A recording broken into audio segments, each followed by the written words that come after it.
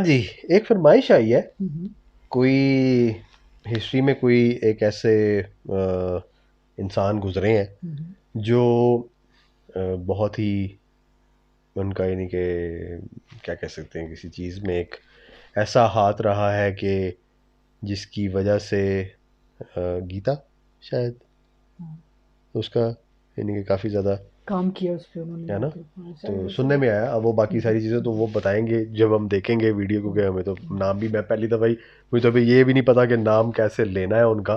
श्रीला प्रभु प्रभु पड़ा। पड़ा। तो हम्म, डॉक्टर विवेक बिंद्रा है हम्म, जिन्होंने उनकी केस स्टडी की है, हम्म, सारी रिसर्च वगैरह सारा कुछ करके, तो हम्म। उनके बारे में कुछ अब बताएंगे। तो हमने तो जैसे मैंने कहा कि नाम ही पहली दफ़ा सुना है, तो सब कुछ चलिए, हमें भी पता जो भी चलेगा। पता चलेगा हमें वो भी। इनके थ्रू ही पता चलेगा। हम्म। देखते हैं जी। आपका वापस स्वागत है। मैं Vivek Bindra, founder and CEO बड़ा बिजनेस .com। आज मैं एक सन्यासी के विषय में बात करूंगा। वीडियो थोड़ा अलग होगा, आज सन्यासी थे। डिफरेंट होगा। सन्यासी के जीवन से पावरफुल बिजनेस लेसंस। ये एक अलग ही सन्यासी है। हिल डिवाइन ग्रेस अभय चरणारविंद भक्ति वेदांत स्वामी शिला प्रभुपाद। कौन है शिला प्रभुपाद? ये इस्कॉन के फाउंडर आचार्य हैं। इस्कॉन का नाम लगभग पूरी दुनिया ने प्रभुपाद। सुना है, इनका नाम कम लोगों ने सुना है। स्वामी विवेकानंद को तो लोग जानते हैं, लेकिन इनके बारे में कम जानते हैं। आज कुछ ऐसी अद्भुत बातें बताऊंगा, वीडियो से अच्छा, नजर वो मत दूसरे हिला वाले दीजिएगा। उनका भी शिला बनाएंगे अगर प्रभुपाद से उनकी आप कभी दुनिया भर के नजर सारे आई ना। बिजनेस उनका लेसन तो सीख नाम सकते सुना हैं। हुआ है। आप पंक्चुअलिटी सीखना चाहते हैं, टाइम मैनेजमेंट, लीडरशिप को कैसे तैयार करें, एक इंस्टीट्यूशन को श्रीला कैसे स्केल प्रभुपाद। करें, बिना पैसे के एक ऑर्गेनाइजेशन को कैसे बिल्ड करें, सस्टेनेबिलिटी कैसे लाएं, प्रोसेस कैसे लेके आए, पीपल स्किल क्या होते हैं, रैपिड एक्सपेंशन, ग्रोथ, स्पीड, ये कैसे आता है। बंगाल में इनका जन्म हुआ था 1896 के अंदर, और इनकी माता का देहांत हो गया था जब ये 14 साल के थे, 1910 में। ये स्कॉटिश चर्च कॉलेज गए थे। यूरोपियन लेड एजुकेशन थी, शुरू से ही बहुत तेज थे। अंग्रेजी में इन्होंने पढ़ाई करी, लेकिन इन्होंने डिप्लोमा या डिग्री जो भी थी ब्रिटिश को रिस्पॉन्ड करते वक्त इन्होंने इंडिपेंडेंस मूवमेंट पर उसको लेने से अस्वीकार कर दिया। गांधी के वापस नॉन कर दी। कोऑपरेशन मूवमेंट में ये बहुत बड़े कंट्रीब्यूटर रहे। ये कोई शुरू अच्छा। से सन्यासी नहीं थे। प्रयागराज इलाहाबाद में इनका खुद का फार्मेसी का बिजनेस था, पर 1922 में जब अपने गुरु से मिले, इनके गुरु इनको देख के पहचान गए कि शिला प्रभुपाद की अंग्रेजी तो इतनी अच्छी है कि जब ये अंग्रेजी में बोलेंगे तो अंग्रेज भी डिक्शनरी खोल करके उस समय समझेंगे कि अंग्रेजी में बोल क्या रहे हैं। वाह, तभी इन्होंने वाह। प्रभुपाद को एक आदेश दिया, क्या तुम मेरे लिए एक काम कर सकते हो? तुम्हारे को शास्त्रों में मन भी लगता है और अंग्रेजी भी अच्छी है, तुम भगवत गीता के ज्ञान को अंग्रेजी भाषा में पूरी दुनिया तक पहुंचाओ, क्योंकि हमारे इसने शास्त्रों को इस ट्रांसलेट दुनिया में की। कोई नहीं लेके जा रहा। दुनिया की किताबें हमारे देश में आ रही हैं। शिला प्रभुपाद ने उनकी इंस्ट्रक्शन को दिल से लगा लिया। गुरु मुख पद्मा वाक्या चित्ते कौरिया ऐक्या, के गुरु के मुख से निकले हुए वाक्यों को चित्त के साथ एक कर लो। अंग्रेजी में भगवत गीता को ट्रांसलेट करना शुरू कर दिया। बैक टू गॉडेड किताब लिखते, भगवत गीता को ट्रांसलेट करते। लैपटॉप टाइपराइटर नहीं हुआ करता था, कंप्यूटर नहीं होता था, मैनुअली लिखते थे। एक साल लगा करके इन्होंने कई मेरे पेजेस के अंदर 1910 भर करके वगैरह भगवत में गीता तो। को ट्रांसलेट किया। एक दिन फैक्ट्री से वापस आ रहे थे, अपने घर पहुंचे। जब घर पहुंचे तो ढूंढने लगे कागज कहां है सारे। इतनी मेहनत की, कागज इनको मिल नहीं रहे थे, बड़े परेशान थे उस समय। अपनी धर्मपत्नी से पूछा कि वो कहां है जो मैंने भगवत गीता ट्रांसलेट करी। तो अचानक इनकी पत्नी ने जो बोला, इनके होश उड़ गए। इनकी पत्नी ने कहा वो सारे तो मैंने कबाड़ी को बेच दिए। बोलो क्यों बेचे? बोला उसके बदले में मैंने चाय खरीद ली, अंग्रेजों ने बताया चाय पीनी चाहिए। प्रभुपाद को बहुत बुरा लगा। अचानक प्रभुपाद ने उनसे पूछ लिया टी और मी। इनकी पत्नी ने बोल दिया टी। उस दिन उन्होंने अपना घर छोड़ दिया, संन्यास लेने की तैयारी करी।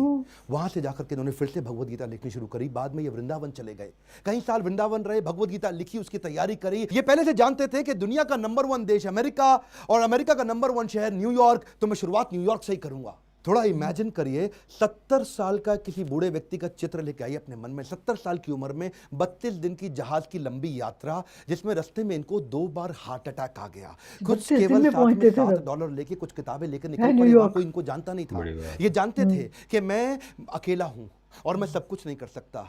मैं सब कुछ नहीं कर सकता इसका मतलब ये थोड़ी कि मैं कुछ भी नहीं कर सकता। मैं सब कुछ नहीं कर सकता इसका मतलब ये नहीं है कि मैं कुछ भी नहीं कर सकता, वाह, क्योंकि वाह। मैं कुछ कर सकता हूं तो मैं कुछ करूंगा, और कुछ कुछ कर करके, कुछ कुछ कर करके मैं सब कुछ भी कर दूंगा। और वो हिम्मत लेकर के निकल पड़े। वहां पहुंचे टॉम्स्किन स्क्वायर पार्क न्यूयॉर्क के अंदर। उन दिनों वियतनामीज और यूएस का वॉर चल रहा था, जिसके कारण वहां बहुत हिप्पीज आ गए 1965 थे। में। हिप्पीज वो हुआ करते थे जो सड़क पर लेट करके इलिसिट सेक्स करना, नशा करना, वहीं पे नंगे लेटे रहना, 2-2, 4-4, 6-6 महीने तक नहाना नहीं। हिप्पीज ने एक्चुअली डिफाई कर दिया अमेरिका को। अमेरिकन सरकार परेशान थी कि ये लोग अपना अपना घर छोड़ चुके हैं, पूरी तरह स्वतंत्र हो चुके हैं और कुछ भी कर रहे हैं। इन्होंने सोचा क्यों ना इन्हीं के साथ शुरुआत किया जाए। सबसे डिफिकल्ट मैन पावर को उन्होंने कल्टीवेट करने का कोशिश किया, उनको डायरेक्शन दिया ताकि मैं कमिटमेंट ले सकूं। धीरे धीरे उनके लिए कीर्तन करना शुरू कर दिया। इनका रूल क्या था? करेक्शन नहीं, मेडिटेशन। एक बार मेडिटेशन करा के इनको करेक्शन दूंगा बाद में, पहले मेडिटेशन बाद में करेक्शन। और वहां जो हिप्पी हुआ करते थे वो उनकी सुनते नहीं थे, बेइज्जती करते थे, इनके ऊपर सिगरेट का धुआं फेंक देते थे, इनको टॉयलेट की लंबी लाइन में पीछे धक्का मार के खड़ा कर देते थे, इनका सामान चोरी कर लेते थे, इनकी बेइज्जती करते थे। पर प्रभुपाद उनके लिए फिर भी भोजन बनाते थे, उनको सुबह शाम भगवत गीता पे कथा सुनाया करते थे, उनके साथ बैठ के कीर्तन करते थे। उनको धीरे धीरे मजा आने लगा। प्रभुपाद ने एक दिन उनसे पूछा तुम नशा क्यों करते हो? तो बोले सर मेरे को ना I want to stay high. मैं नशा क्यों करता हूं? मुझको अच्छा लगता है। हरे राम हरे कृष्णा वो इन्होंने करवाया मुझे लगता है। जब भी फिर नवरात्रि नहीं आते बोले उनके वो कौन सा पैरों का। नशा है? बोले हरि नाम का नशा है। मैं तुमको हरि नाम लेना हरि नाम का सिखाऊंगा, नशा। मैं तुम्हें भगवत गीता पढ़ना सिखाऊंगा। अगर तुम कृष्ण के आदेशों को समझ पर गए तो वो सबसे ऊंचा नशा है। जिसको वो नशा लग गया आध्यात्मिक जीवन का, तो भौतिक जीवन के नशे उसके सामने बहुत छोटे पड़ जाएंगे। धीरे धीरे लोगों ने उनकी बात सुननी शुरू करी। ये लोग अपना घर बार पहले ही छोड़ चुके थे। प्रभुपाद को समझ में आ गया ऐसी मैन पावर जिसका कहीं दुनिया में अटैचमेंट नहीं, उनको कल्टीवेट कर गया तो ये मेरे मूवमेंट को पूरी दुनिया में फैला सकेंगे। ये अंग्रेज है और अंग्रेजों की बात पूरी दुनिया जानती है, इसीलिए हंट द राइनोसरस।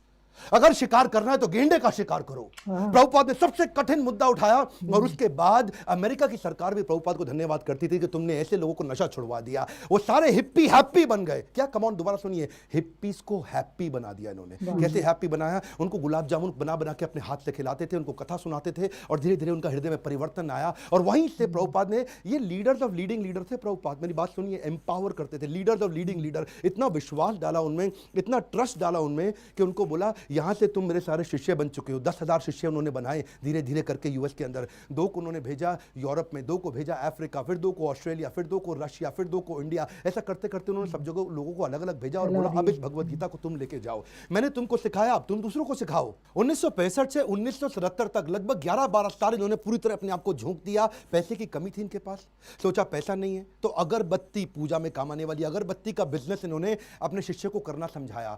लगभग 3 सालों के अंदर $1 मिलियन का रेवेन्यू आना शुरू हो गया अगरबत्ती के बिजनेस से। किताबें इन्होंने तेजी से अगरबत्ती बेचना शुरू कर दी। 5 करोड़ किताबें इन्होंने इस दौरान पूरी दुनिया के अंदर बांटी। किताबें बेच करके कुछ फंड रेज किया जिससे इन्होंने मंदिर बनाने का प्रयास किया। अपने शिष्यों को समझाया, उनको सिखाया। वो किताबों को 26 किताबें लिख दी हैं। उन दिनों क्या हुआ, सब लोग अंग्रेज लोग पूरी दुनिया में इनको देख रहे थे। ये कौन इंडियन सन्यासी आया है जिसने भगवत गीता, कृष्ण अर्जुन, जिसकी कोई जानकारी नहीं किसी को, लेकिन गोरे काले हर धर्म के लोग सीखने लग गए। ये रिलीजन से आगे लेकर के चले गए। इन्होंने कहा रिलीजन नहीं, मैं स्पिरिचुअलिटी की बात कर रहा हूं। उसी दौरान एक रिपोर्टर इनके पास आया, बोला Swami ji, India has a factory of producing God. Every weekend a God comes from India and says that I will make you God, start funding me, come on.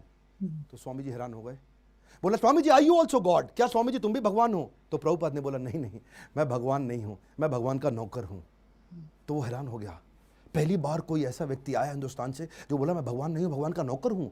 तो प्रभुपाद ने बोला नहीं, मुझसे गलती हो गई, मैं भगवान का नौकर भी नहीं हूं, मैं भगवान का नौकर बनने का प्रयास कर रहा हूं। I am all a servant of God, but it is for you to recognize. सारे अमेरिका के अंदर अखबारों में छप गया कि पहली बारी कोई ऐसा इंडियन आया जो बताता है I am trying to become servant of God, I am not God. उन्हीं दिनों हेनरी फोर्ड के पोते एल्फ्रेड फोर्ड इनसे मिलने के लिए आए। हेनरी फोर्ड का नाम बहुत हुआ करता था पृथ्वी के अंदर। प्रभुपाद कम बोलते थे, लिमिटेड बोलते थे। जब एल्फ्रेड फोर्ड इनसे मिलने आए तो प्रभुपाद ने केवल उनसे एक ही क्वेश्चन पूछा, where is Henry Ford now? अब हेनरी फोर्ड जीवित नहीं थे, बस केवल उनकी आंखों में आंख डाल के ये प्रश्न पूछा।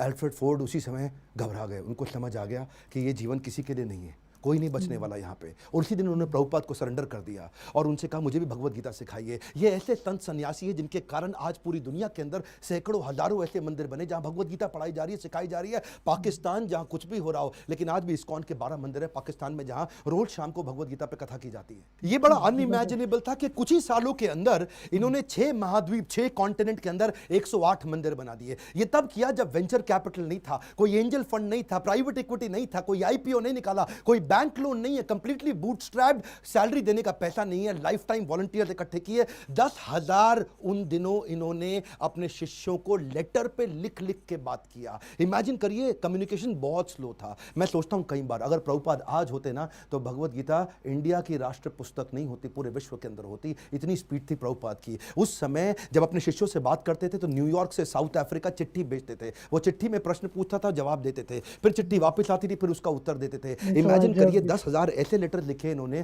कितना समय की कमी रहा होगा। इनके इतने सारे philosophical issues, managerial issues, personal issues, professional issues, सब पे गाइड किया करते थे। व्हाट्सएप नहीं था, कम्युनिकेशन नहीं था, वहां पे फ्लाइट तेज नहीं जाती थी, बावजूद उसके इन्होंने 12 साल के अंदर 15 बार पूरी पृथ्वी का भ्रमण किया।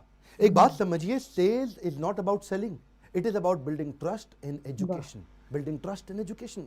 विश्वास बढ़ाओ, एजुकेट करो, विश्वास बढ़ाओ, एजुकेट करो। दुनिया भर में इतना विश्वास बढ़ा दिया, एजुकेशन बढ़ा दिया भगवत गीता के बारे में कि बीटल्स जो उस समय बहुत फेमस हुआ करता था, बीटल्स के जॉर्ज हैरिसन ने अपना 70 एकड़ का फार्म वॉटफोर्ड में लंदन के नजदीक इनको डोनेट कर दिया। वो इनका शिष्य बन गया और अपने रॉकस्टार गानों के साथ साथ कीर्तन करने लग गया, हरे कृष्णा। उन्हीं दिनों प्रभुपाद जी साथ साथ इतनी किताबें लिखना चाहते थे, जानते थे मैं बूढ़ा हो गया हूं, सारी चीजें लिख के चला जाऊं ताकि लोग उसको आसानी से फॉलो कर सकें। उन्होंने खुद से लिखना बंद कर दिया, डिक्टाफोन ले लिया। डिक्टाफोन जानते क्या होता है? उस पर ये रिकॉर्ड करते थे और चलते चलते रिकॉर्ड करते थे, बैठे बैठे रिकॉर्ड करते थे। 24 घंटे में से 22 घंटा सेवा करते थे, 2 घंटा आराम करते थे। अनइमेजिनेबल है, मैं थोड़ा आपको बता रहा हूं, फिर से इसको मत मिस करिएगा। 24 में से दुनिया जानती है प्रभुपाद 22 घंटा सेवा करते थे, 2 घंटा रात को 10 से 12 तक आराम करते थे, रात को 12 से सुबह 4 बजे तक किताबें ट्रांसलेट किया करते थे, क्योंकि इनके गुरु का आदेश था। किताबें ट्रांसलेट कर करके रिकॉर्ड करते थे उसको, जानते थे मैं लिखूंगा, टाइप करूंगा, टाइम लगेगा। शिष्यों को बोलते थे तुम रिकॉर्डिंग को सुनो, उसको टाइप करो। उसी समय टेक्नोलॉजी का इस्तेमाल करते थे। डिक्टाफोन के बाद माइक्रोफोन आया, माइक्रोफोन पे करने लगे। सुबह की साधना करते, मंदिर में मंगल आरती करने के बाद, जब करने के बाद जब बाहर वॉक करने निकलते, 1 घंटा वॉक करते, शिष्य को साथ में लेते, उस समय फिर से ट्रांसलेट करते। शिष्य माइक पकड़ के चलते रहते, ये मॉर्निंग वॉक पे फिर से ट्रांसलेट करते। जानते थे इनके पास समय कम था। प्रभुपाद ने अपने 12 साल के अंदर वो काम किया जो कि बिल्कुल अकल्पनीय है। इसमें मैं आपको एक बात सिखाना चाहता हूं, इसको बोलते हैं EFA, elephantine focused advantage. Elephantine focused advantage, इसको बोलते हैं अव्यर्थ कालत्वम। संस्कृत का शब्द है अव्यर्थ कालत्वम, यानी कि इतना सा भी समय वेस्ट नहीं करना। ऑब्सेसिव अटेंशन टू डिटेल, और इसको क्या कहते हैं? OAD, obsessive attention to detail. हाथी के बराबर हाथी शब्द इस्तेमाल किया गया, एलिफेंटाइन फोकस, क्योंकि लगना चाहिए आपको बहुत भयंकर फोकस है ये। मेरा एक दोस्त है, वो मुझे क्या कहता है कि यार विवेक, मेरे को 12 साल लग गए एक फैक्ट्री को 2 फैक्ट्री बनाने में। सुनिएगा, 12 साल लगे एक फैक्ट्री को 2 फैक्ट्री बनाने में, जिसमें मैंने बहुत पैसा लगाया। प्रभुपाद बिना पैसे के एक मंदिर को 108 मंदिर बना दिया 12 साल के अंदर। ये किया कैसे? बिना तनख्वाह दिए। मैं इतनी तनख्वाह दे रहा हूं, लोग काम नहीं कर रहे, ये बिना तनख्वाह के लोगों से इतना काम करा लेते हैं। इसी को बोलते हैं कि वैकुंठ से जब व्यक्ति आता है और ऐसी लीडरशिप बिल्ड करता है, ऐसी लीडरशिप वाला व्यक्ति इतना एम्पावर कर देगा कि एक ऑर्डिनरी आदमी से एक्स्ट्रा ऑर्डिनरी काम करा जाएगा। जब जेब में पैसा हो तो स्पीड आ जाती है। सुनिएगा ध्यान से, जब जेब में पैसा हो तो स्पीड तो आ ही जाती है, लेकिन प्रभुपाद की जेब में पैसा नहीं था। ये थोड़ा सा अनइमेजिनेबल केस स्टडी है कि लो कॉस्ट हाई स्पीड। सुनिएगा ध्यान से, बिना पैसा लगाए लो कॉस्ट पे हाई स्पीड कैसे बिल्ड करें? इसका तरीका क्या है? अर्जेंसी और पीपल स्किल। प्रभुपाद अद्भुत व्यक्ति थे, अर्जेंसी और पीपल स्किल। शिष्य तंग करते थे, शिष्य गलतियां करते थे, प्रभुपाद टॉलरेट करते थे पीपल स्किल के साथ में। शिष्य इनको बहुत दुखी करते थे, प्रभुपाद टॉलरेट करते थे पीपल स्किल के साथ में। स्पीड बनाए रखी पीपल स्किल के साथ में। लोग दुखी भी नहीं होते थे, स्ट्रेस भी नहीं होते थे, क्योंकि प्रभुपाद प्रेम इतना देते थे। उनका प्रेम एक समुद्र की तरह था। श्री गुरु करुणा सिंधु, ऐसा करुणा का सिंधु सागर थे ये। इन्होंने एक बार जब ये अपने शिष्यों को लेकर के रथ यात्रा ज्वाइन करने गए जगन्नाथपुरी के अंदर, तो वहां पे मंदिर के अंदर अंग्रेजों को जाना मना है। हिंदू मंदिर है, वो कहते हैं अंग्रेज को, लोगों को हम नहीं क्रिश्चियंस को अंदर जाने देंगे। प्रभुपाद ने बोला, अगर तुम मुझे जगन्नाथ जी के दर्शन करने नहीं जाने दोगे, मैं जगन्नाथ जी को पूरी दुनिया में ले जाऊंगा। उसके बाद उन्होंने रथ यात्रा करनी शुरू करी और वहां से पूरी दुनिया में रथ यात्रा का प्रचलन चालू हो गया। प्रभुपाद वो पहले व्यक्ति थे जिन्होंने आज पूरी पृथ्वी पर रथ यात्रा और जगन्नाथ जी के दर्शन कराने शुरू किए।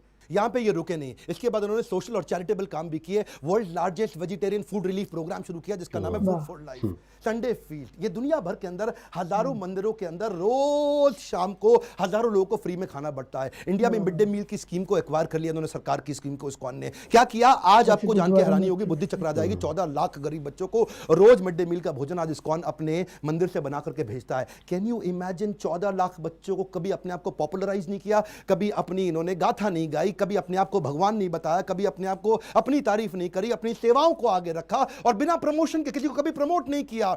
जानते हैं अमेरिका के अंदर भी आपको तो मालूम है स्टीव जॉब्स का स्टैनफोर्ड यूनिवर्सिटी का वो लेक्चर जहां पे उसने खुद ही माना था कि मैं रोज, मेरे पास पैसा नहीं हुआ करता था, एक खाना खाने के लिए एक बार का 7 मील पैदल चल के हरे कृष्णा मूवमेंट पे फ्री का खाना खा के आया करता था। I would walk the 7 miles across town every Sunday night to get one good meal a week at the Hare Krishna temple.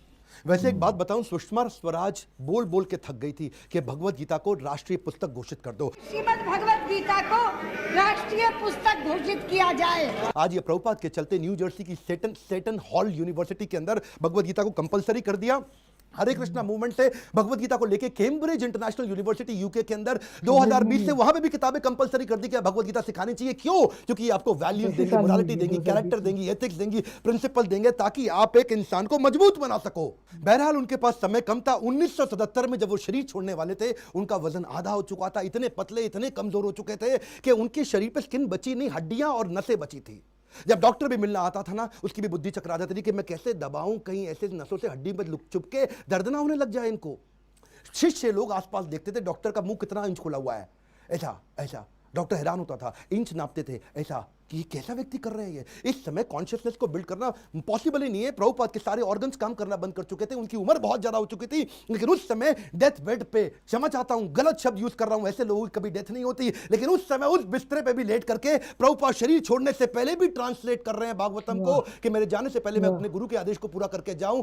अद्भुत। डॉक्टर बोला संभव ही नहीं है, ये बिल्कुल पॉसिबल नहीं है। So, if we have the chance of association with devotees, जानते हैं ये प्रभुपाद ऐसे व्यक्ति थे, जाने से पहले इन्होंने पूरा मैनेजमेंट, मैनकॉम, कॉर्पोरेट्स के अंदर ना मैनकॉम होता है, मैनकॉम का मतलब क्या है, मैनेजमेंट कमिटी। तो प्रभुपाद चाहते थे मैं इसको फैमिली रन बिजनेस की तरह ना चलाऊं, इसको इतना प्रोफेशनल कर दूं, जैसे बड़े कॉर्पोरेट्स होते हैं वो फैमिली की तरह नहीं चलते, प्रोफेशनल तरीके से चलते हैं। उन्होंने एक मैनेजमेंट कमिटी बनाई, 12 लोगों की लीडरशिप तैयार करी, बोला जो भी डिसीजन होगा, जो भी पॉलिसी होगी, ये 12 लोग मिलकर के करेंगे, ताकि कभी भी करप्शन ना लेकर के आए। जब भी अकेले का खुद का बिजनेस होता है तभी करप्शन आता है। कई ऐसे गुरु जी हैं जिनके बेटे भी अपने आप गुरु बन जाते हैं, उनके बेटे भी अपने आप गुरु बन जाते हैं। यहाँ पे केवल काबिल व्यक्ति को बनाया जाता है, यहां पे गुरु को नहीं प्रमोट किया जाता, यहां भगवत गीता को प्रमोट किया जाता है। एकड़ ऑफ एकड़ प्रॉपर्टी बना ली प्रभुपाद ने, लेकिन अपने बच्चों के नाम पे एक प्रॉपर्टी नहीं करके गए, सब कुछ सोसाइटी के नाम पे कर दिया। प्रभुपाद कहते थे कि बिलीफ स्पिरिचुअल होगा और बिहेवियर प्रोफेशनल होगा। सिस्टम सुनिए, कम ऑन, बिलीफ स्पिरिचुअल होगा और बिहेवियर प्रोफेशनल होगा।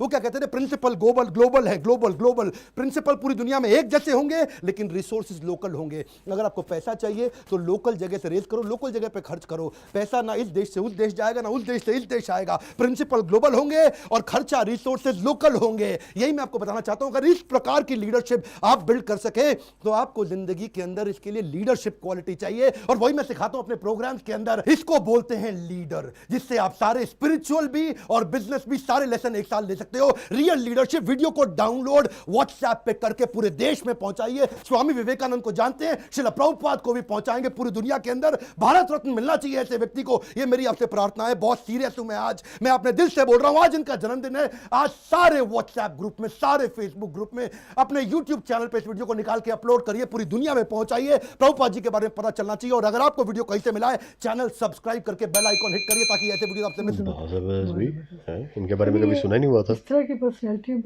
सदियों में पैदा होती है, इस तरह के लोग। नहीं, अभी तक तो कोई और नहीं दोबारा पैदा हुआ। बुजुर्ग था जो कि इस तरह अपना डिवोटेड छाप छोड़ जाती हैं किसी भी काम के लिए, जो भी उनका वो उसके लिए वो चीज़ उन्होंने अपनी जिंदगी रहती दुनिया तक अपना नाम लगा के चले जाते हैं वो एक चीज़ पे। सारी दुनिया अब देख ले, हम आए दिन देखते हैं, अक्सर फिर रहे होते हैं वो। हाँ, हर जगह ही देखिए, हर मुल्क में देखिए हमने हरे राम हरे कृष्णा करते हुए। गाना नहीं बना था वो, उसमें भी तो था वो, फिल्मों में भी था वो हिप्पियों पे था, फिल्म सारी ना हिप्पीज ही होती है उस फिल्म में। वो गोवा में तो कहते हैं ना कि वो सारा का सारा है ही उनका, हिप्पियों का ही वो पूरा का पूरा बन चुका हुआ है, और पूरी दुनिया में ही है ये इनके वगैरह। 70s में तो बहुत फैले थे हिप्पी, सारी पाकिस्तान वगैरह में भी आते थे, यहाँ पे थे फॉरेनर जो थे ना वो।